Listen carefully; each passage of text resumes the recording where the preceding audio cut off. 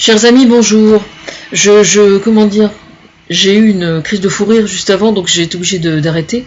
Mais donc je reprends mon papier et ma feuille de route. Donc je réexplique, c'est une feuille de route que j'ai faite à l'intention de l'UMP. Je viens de voir justement dans mes alertes mail qu'ils se réunissent ce matin. Donc, avec un peu de chance, ils auront la vidéo à temps. C'est pas grave. Oui, alors j'étais donc en train d'expliquer que, de façon générale, quand les Français votaient, enfin dans n'importe quel pays, quand quand on choisit de voter pour l'opposition, il y a un fort pourcentage qui pratique le vote sanction. C'est-à-dire qu'on vote plus contre ceux qui étaient au gouvernement que pour ceux que l'on choisit. Je veux dire par là que ceux que l'on choisit n'ont pas nécessairement toujours bien étudié les dossiers, quelquefois. Voilà, ce qui est notamment le cas dans le cas de l'UMP. Alors j'ai fait une feuille de route, vous voyez, destinée à l'UMP. Alors je voudrais bien savoir, par exemple, où en est l'UMP par rapport à la politique étrangère de la France. Parce que c'est vrai que Nicolas Sarkozy avait quand même une vision de la politique étrangère assez particulière à l'époque, si mes souvenirs sont bons. Donc j'aimerais bien quand même l'entendre sur le sujet, et pas uniquement lui d'ailleurs. Ça c'est une chose. Ensuite, il y a beaucoup de gens qui, paraît-il, en ont voulu à Nadja Vallaud-Belkacem. Alors, je tiens à rappeler que dans un des ministères précédents, elle a été ministre aux droits des femmes. Alors, je me moquais à une époque, pas fini d'ailleurs, des féministes de droite. Alors, il existe peut-être des féministes de droite, Il n'empêche que je tiens juste à rappeler que depuis que François Hollande a été élu, on n'a jamais autant été soucieux de la parité, de la défense des femmes en tant que victimes dans les violences conjugales, etc., etc. Donc ça, j'aimerais bien savoir ce que la droite a à répondre par rapport à ça. Peut-être qu'ils ont des idées, peut-être que... Moi, je trouverais cohérent, par exemple, parce que ça, c'est quelque chose que j'ai jamais pigé, j'aimerais bien comprendre pour quelles raisons les politiques de droite n'ont pas l'honnêteté intellectuelle de dire, tiens, oui, ils ont fait ça, c'est vrai que nous, on aurait pu le faire, et eux, ils l'ont fait, et c'est bien, quoi. Ça, j'aimerais bien comprendre, parce que moi, personnellement, c'est quelque chose qui ne cessera pas de m'interpeller, quoi. Je veux dire... quand on voyait NKM en train de poser avec des SDF, en train de fumer un joint pour faire croire qu'elle est du peuple, franchement, à part donner à manger aux humoristes, je vois pas très bien, quoi. Je veux dire, où est-ce qu'ils se situent, quelle vision ils ont du féminisme, la parité, je les attends, quoi. Je veux dire, je suis pas en train de dire qu'ils sont pas à la hauteur, c'est que je n'ai aucun élément qui puisse me permettre de prétendre qu'ils y sont, quoi. C'est ça qui me perturbe. Voilà, parce que pour information sur ce sujet-là, au sujet du féminisme, moi, j'ai mon projet de maison transgénérationnelle. Ça n'est pas moi qui vais m'en charger, mais et puis je n'ai pas, je veux dire, j'ai pas à revendiquer le fait d'en être la maman le jour où ça se fera. À partir du moment où c'est la Croix-Rouge ou une association qui en revendique la maternité, on va dire, ça ne me pose aucun problème. Je veux juste que ce soit pas récupéré en tant qu'individu, c'est tout. Ça va, quoi. Bon.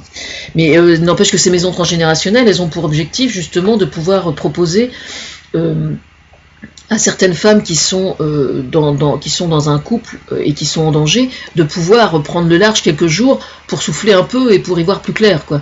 Aujourd'hui, il n'existe rien. Voilà, il n'existe rien aujourd'hui. Il existe, oui, effectivement, quelques associations, mais il se trouve que ces associations-là sont de toute façon bien insuffisantes par rapport à la nécessité, par rapport à la demande. Et ça, pour répondre à la demande, c'est aussi l'État qui doit se pencher sur le problème. Alors, où est-ce que l'UMP en est par rapport à ça? Est-ce qu'ils ont une botte secrète? Je sais pas, moi. Je demande qu'à voir, je veux dire, je suis pas en train de les mettre en cause, je dis simplement qu'on n'a rien, quoi. Voilà. On n'a rien à comprendre. Au sujet, ensuite, il y a le problème des rythmes scolaires. Alors là, il y a un problème de pédagogique, à mon avis. C'est assez marrant de dire ça au sujet de Nadja Vallaud-Belkacem, puisqu'elle s'occupe de l'éducation maintenant, mais les Français se font... je crois que certains Français, certains parents notamment, n'ont pas compris la raison profonde pour laquelle les rythmes scolaires, c'est important. Alors, je réexplique. Le but de la manœuvre, c'est qu'un enfant, pendant sa scolarité, soit confronté à différentes activités qui n'ont rien à voir avec l'apprentissage classique, c'est-à-dire en dehors du français, d'apprendre à écrire, d'apprendre à s'exprimer sans faire de faute, etc. Et ces activités-là, donc, rentrent dans le rythme scolaire, et c'est extrêmement important parce que c'est ce qui fait que chaque enfant aura statistiquement beaucoup plus de chances de s'en sortir dans la vie plus tard que si ça n'existait pas. Alors, c'est vrai que c'est relatif à mon histoire personnelle, parce que moi je suis un cancre. Et d'ailleurs, à Vivement Dimanche, hier après-midi, il y avait une émission avec Jamel que je vous recommande chaleureusement, et ils ont expliqué qu'ils étaient tous des cancres, en fait. Michel Drucker est un cancre aussi, je suis un cancre aussi, et c'est vrai que les cancres, il n'y a rien de plus merveilleux, de plus extraordinaire qu'un cancre qui réussit, parce que c'est la preuve par A plus B qu'on peut s'en sortir sans avoir de bonnes notes. Mais le problème, c'est qu'un enfant qui est en échec scolaire, c'est un enfant qui est en souffrance, et qui est vraiment... d'une certaine façon, quelquefois mal barré. Et justement, si jamais il est en souffrance, par le biais des rythmes scolaires, on a la possibilité de lui donner à lui l'opportunité de s'en sortir au moment où il est en échec, mais aussi après. Voilà. Je reprends toujours le cas d'un gamin, j'allais sur un forum de jardin il y a quelques années, et il y avait un adolescent de 14 ans, bon, il faisait 3 fautes par mot, c'était une vraie catastrophe, et c'était vraiment l'échec scolaire par excellence. Mais il se trouve qu'il aimait jardiner, et ses parents avaient compris que c'était en utilisant cette passion-là, en fait, qu'il l'aiderait à s'en sortir. Et donc, il lui laissait faire tout ce qu'il voulait sur le terrain. Il avait 1000 mètres ou 2000 mètres, je sais pas. Le gamin, il gérait tout, quoi. Il avait 14 ans. La tondeuse, il avait une serre, il était hyper outillé et tout. Et il s'en est sorti comme ça, quoi. Et je suis quasiment certaine qu'il a fait un travail dans l'horticulture et qu'il s'en est sorti. Ça ne veut pas dire que tous les jardins qui sont en échec scolaire, que tous les enfants qui sont en échec scolaire doivent pratiquer le jardinage. Pour un autre, ça va être du macramé, par exemple. Pour un autre, ça va être le fait de dire des textes à l'oral. Un autre, ça va être la danse. Un autre, ça va être la lecture. Ça va être voilà. Le but, c'est d'offrir un panel le plus large possible pour que les enfants, plus tard, même si l'échec scolaire perdure, dans le plus intéressant des cas, on arrive à le récupérer sur le plan de la scolarité de façon générale pour qu'il ait des meilleures notes. Moi, si j'avais eu des rythmes scolaires quand j'étais enfant, il est tout à fait probable que j'aurais eu mon bac, par exemple. Voilà. Seulement voilà, j'étais bonne dans tous les domaines artistiques, excepté dans tout le reste, et malheureusement c'était complètement dévalorisé, et on se foutait de ma gueule parce que j'étais forte en dessin, en musique, etc., et on se foutait de ma gueule, quoi. On m'a dit un jour, j'ai un copain qui m'a dit bah oui, de toute façon, toi, t'es balèze dans tout ce qui est artistique, et puis il se foutait de ma gueule, quoi. Voilà, enfin, il se foutait de ma gueule. Il rigolait, quoi. Il cherchait pas à me ridiculiser, mais il me faisait sentir que ça avait aucun poids, et que ça avait aucune valeur.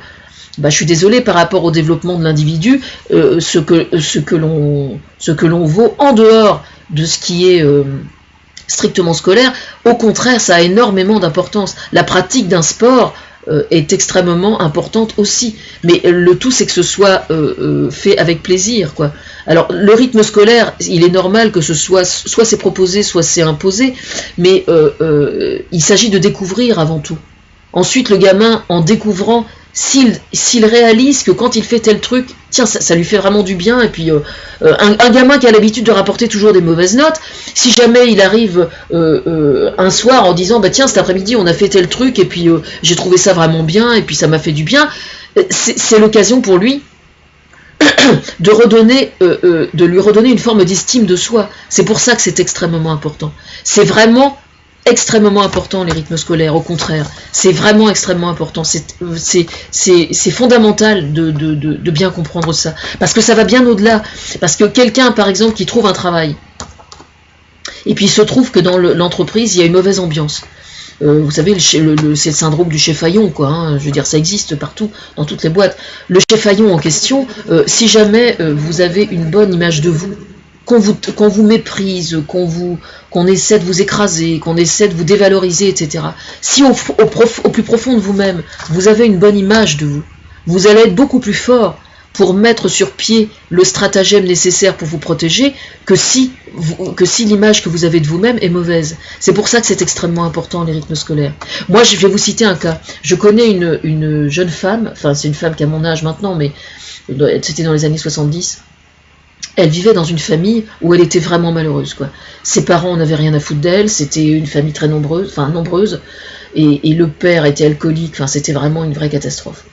Et la gamine, elle faisait du crochet. Mais je me souviens, elle avait, je sais pas, 8 ou 10 ans peut-être. Elle faisait du crochet du matin au soir. Et en fait, le fait de faire du crochet, mais elle avait des trucs hyper ambitieux. Elle avait 10 ans, elle était en train de faire un couvre-lit, je me souviens. Eh bien, le fait de faire du crochet lui servait de bulle, en fait, où elle se protégeait, et ça l'a aidée de façon considérable. Je ne suis pas en train de dire que systématiquement le crochet doit être appris pendant les rythmes scolaires. Ça peut être appris pendant les rythmes scolaires. Mais le fait de fabriquer des choses avec ses mains, de danser, d'apprendre à dire un texte, d'apprendre à dire une récitation, sans nécessairement l'avoir apprise par cœur d'ailleurs. Oui, je sais, on m'attend parce que moi j'aime pas apprendre par cœur. Mais toutes ces petites choses-là semblent être sans importance, alors qu'en fait c'est juste absolument fondamental. Par exemple, un adolescent qui a des problèmes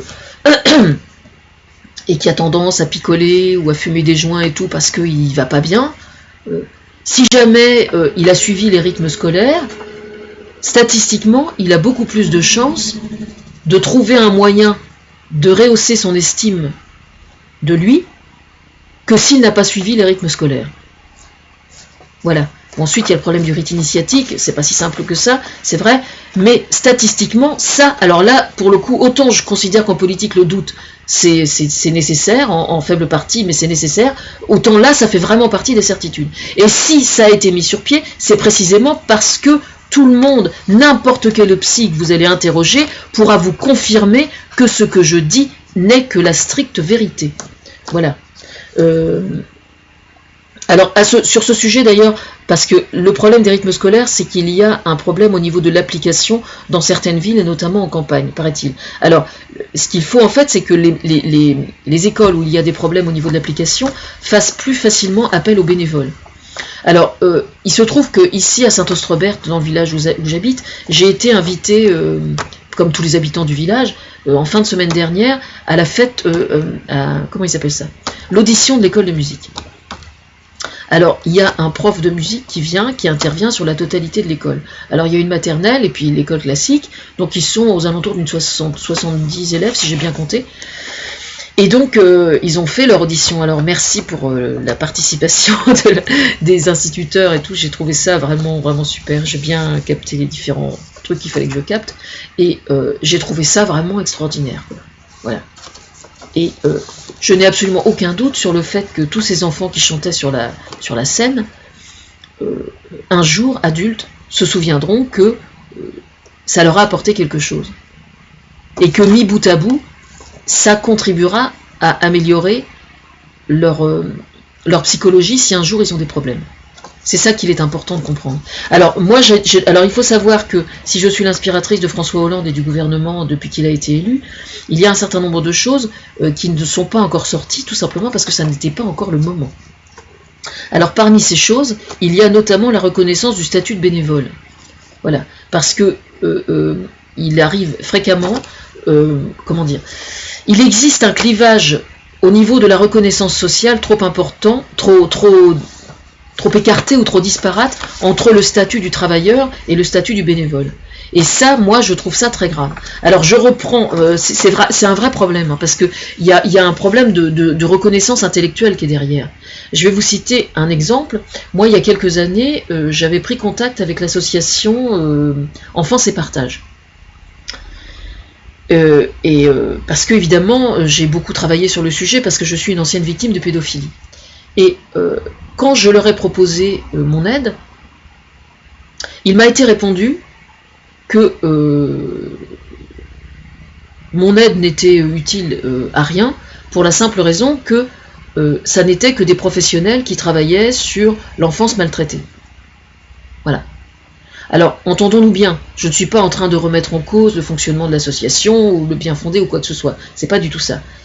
Mais c'est juste pour mettre en avant le fait que le fait d'être bénévole n'est pas n'implique pas nécessairement qu'on soit incompétente ou qu'on n'ait pas à être entendu. Voilà. C'est là que réside le problème. Alors là, évidemment, moi, ça m'avait blessé quand même, parce que je savais très bien que le parcours qui était le mien pouvait être utile.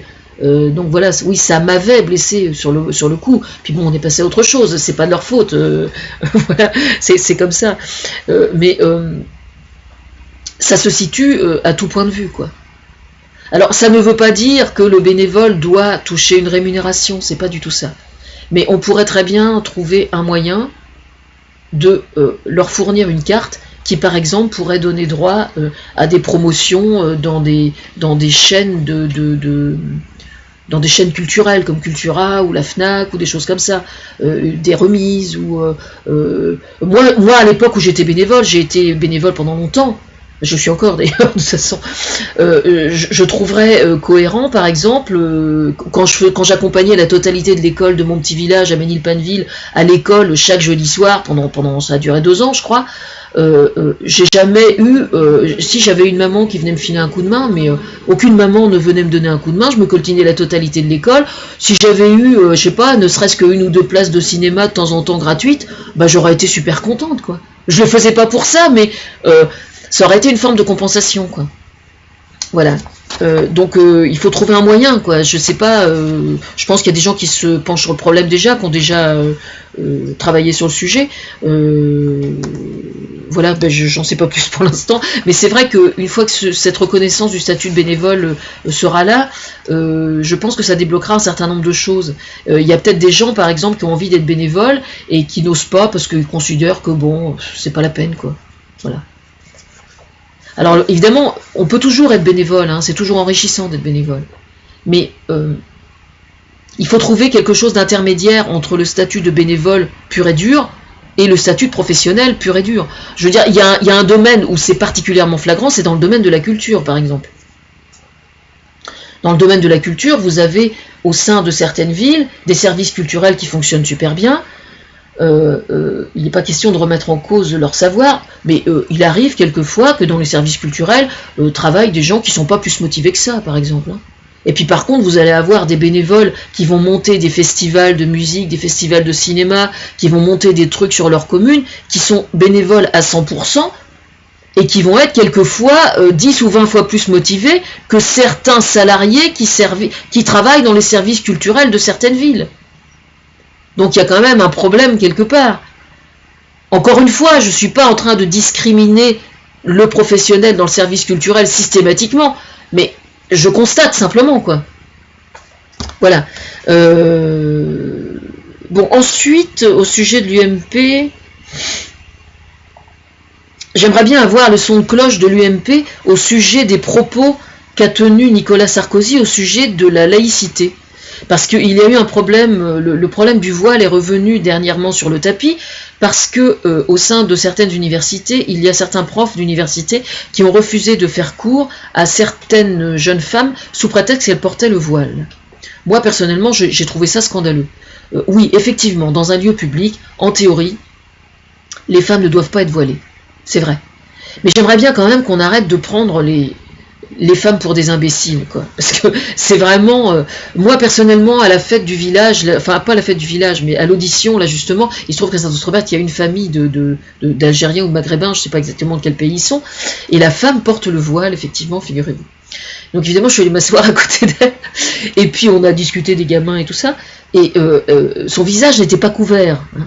Je veux dire, les conneries que je lui racontais, elle rigolait de la même façon que si elle portait pas de voile, quoi.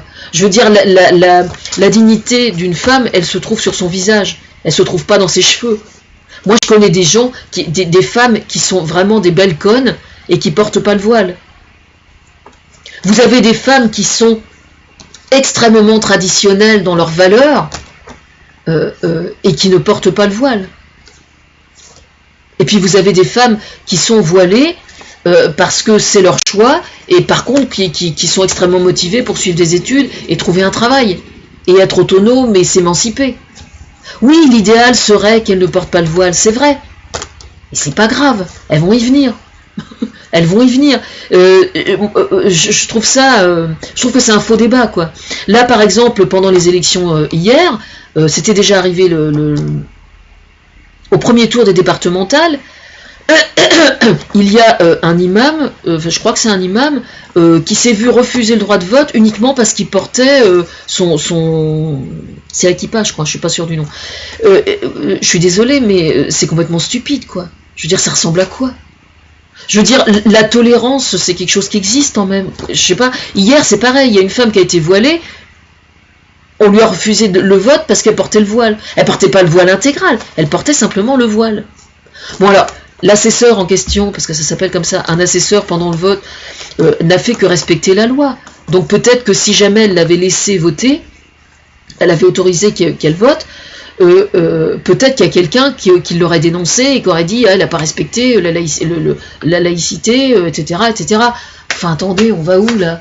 C'est complètement ridicule, quoi. Vraiment, hein. Alors, Nicolas Sarkozy, pendant un de ses discours la semaine dernière, ou il y a 15 jours, a dit qu'au sujet du voile, lui, il était pour l'application de la loi stricte et dure et tout. Donc j'aimerais bien qu'on débatte un peu du sujet, parce que je trouve ça vraiment ridicule, quoi. Je trouve ça complètement con, hein, franchement.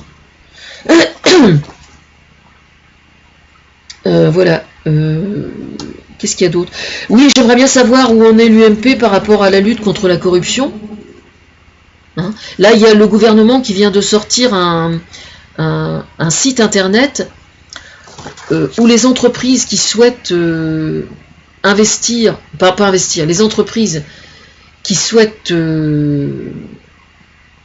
comment dire, proposer des devis pour travailler pour des collectivités locales vont avoir la possibilité de s'inscrire.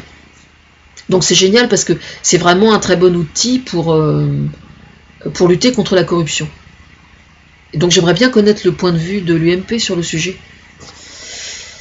Et qu'est-ce qu'il pense de la lutte contre les paradis fiscaux aussi. Il y a beaucoup de points quand même sur lesquels l'UMP... Alors là, bon, c'est vrai que je suis pas allé écouter de façon particulièrement attentive les discours qu'ils ont fait pour les élections, parce que je pouvais pas être partout. Là, en ce moment, je suis en train de travailler sur une vidéo au sujet de Bachar el-Assad, donc je peux pas être partout. Mais le seul truc que j'ai entendu, c'est il leur met une couche, il leur met une deuxième couche, il leur met une troisième couche. Alors je n'ai aucun doute sur le fait que Nicolas Sarkozy soit très soucieux de soutenir comment dire, l'artisanat, la rénovation des maisons, etc. Mais on a vu ce que ça a donné avant, quoi. Je veux dire, en quoi la politique qu'il proposerait aujourd'hui est différente de celle qu'il a fait échouer avant François Hollande? Je demande à voir, moi, personnellement. Alors maintenant...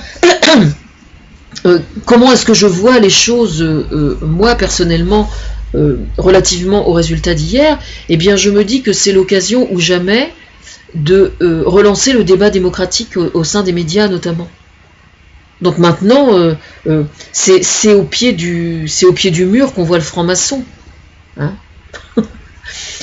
Sachant qu'un franc-maçon, c'est bien évidemment un maçon qui tient une truelle, mais fermement. Hein. Voilà.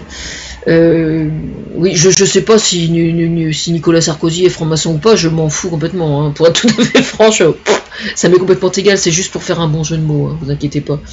Mais voilà, quoi, il y a quand même tout un tas de dossiers où maintenant il va falloir étaler sur la table les idées maintenant. Et là, je pense qu'on va bien rigoler, quoi. Voilà, c'est tout ce que j'ai à dire pour l'instant. Hein. Bonne journée à tous.